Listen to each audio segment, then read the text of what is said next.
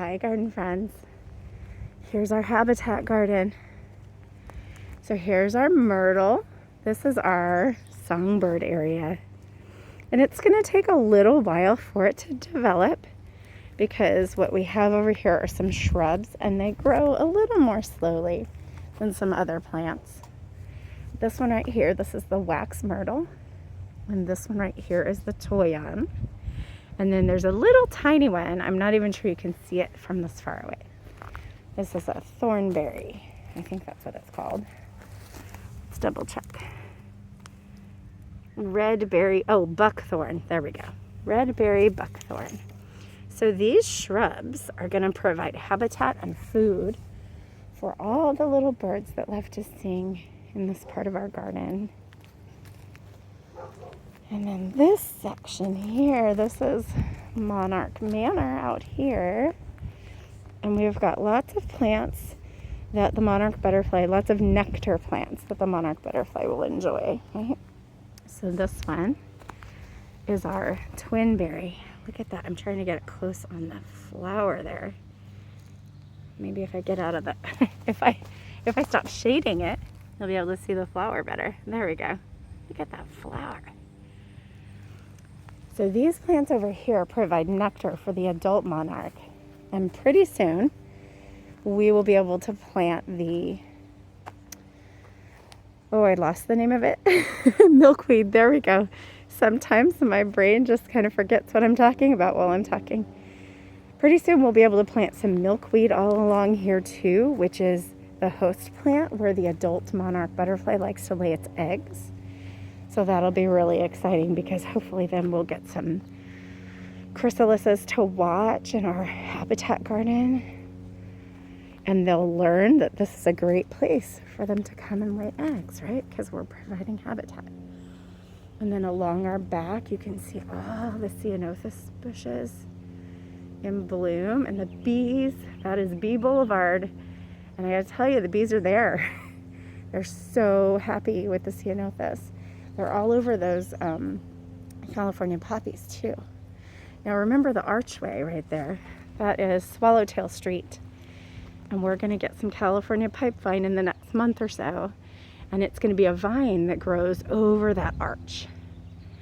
And that is the host plant for the California swallowtail, pipevine swallowtail. It's this really pretty blue and purple butterfly. And over here is Hummingbird Highway. Look at how beautiful those plants are doing. So I see birds on them right now. But once they go, or bees. Once they go to bloom, we're going to have lots of hummingbirds over here drinking their nectar, which is very exciting.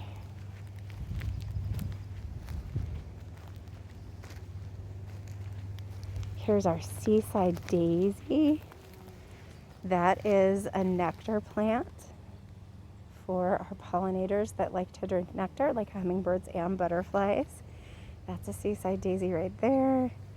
That tall one is called goldenrod, and it blooms in the late summer.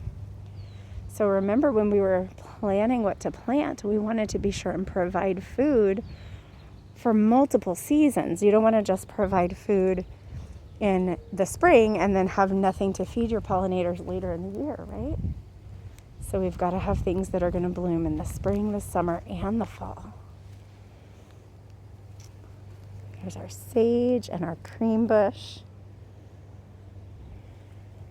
and our coyote mint. Let me come over here to the ceanothus. There are so many bees on this plant right now. I can hear, it sounds like that plant is humming. Wow. So many bees right now. It's amazing.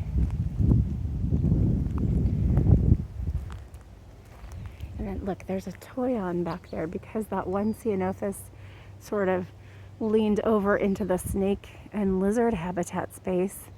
We added a toyon in between. And then there's also a sage plant and some California fuchsia right there in the front. And again, those are going to provide food for our animals at different seasons. So things aren't all blooming all at once because our pollinators need to eat all year, right? So And then here's our giant pile of mulch. One day we're gonna have a project to move it, at least so that we can see the front of Pollinator's place there, because it is right up on the garden, but that's okay. And look at our pretty grasses. And then, oh, I see some birds up in that tree behind the willow house. Oh, look, did you just see? I don't know if you could see that on the video very well, but a bird just came and landed up in those top parts of the willow house. Oh, and there he went. How fun. Miss Kellogg had some students sitting in the willow house reading earlier. I hope they enjoyed it. It's such a beautiful location for reading. And look, they're kind of in that center spot. There's our wax myrtle, just hanging out, anchoring the whole garden. Look at that. It's so beautiful. I hope you all get to enjoy this space with your teachers and your classmates, and hopefully maybe I can connect sometime with your teachers and be out here for you too. That would be great. Here's our story tree.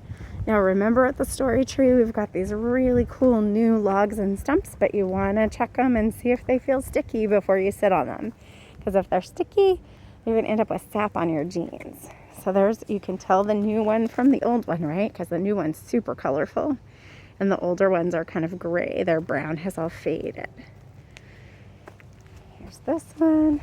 And it looks like it's safe to sit on. But there might be some sap along here. I don't know, maybe that's moss actually. Just double check it before you sit on it. Because see, here's some sap.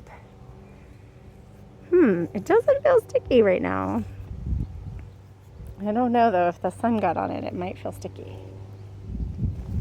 But it would definitely be a fun investigation too, to check out how many rings do these stumps have. Can you count them? Because we learned in the fall that the number of rings, actually I guess it was in the winter, right? Because it was like November, December. The rings tell us how old that tree was. It's always sad when they have to cut down a tree, but these trees, I guess, were in the way of where they needed to put an electrical line. So a friend of mine had, the electric company had to cut a couple of their trees down. So that's how we got these pieces. All right, garden friends, there's our habitat garden for this week. Be sure and get outside, whether it's here at the school garden or if it's just in your garden or any outdoor space you have at home. Just get outside and take a few minutes to enjoy whatever nature is available to you, because we're so connected to nature, even when we don't realize it. Even when we're playing our video games and we're on our iPads, nature is a part of us and we are a part of nature. So it's great to just spend some time just quietly listening, just existing, just, you get to just be a person. You don't have to do anything. Just sit and feel the breeze, listen to the birds, notice what's around you. Yeah, it's important to take that time. So enjoy your outside time, and I'll see you next week. Bye, garden friends.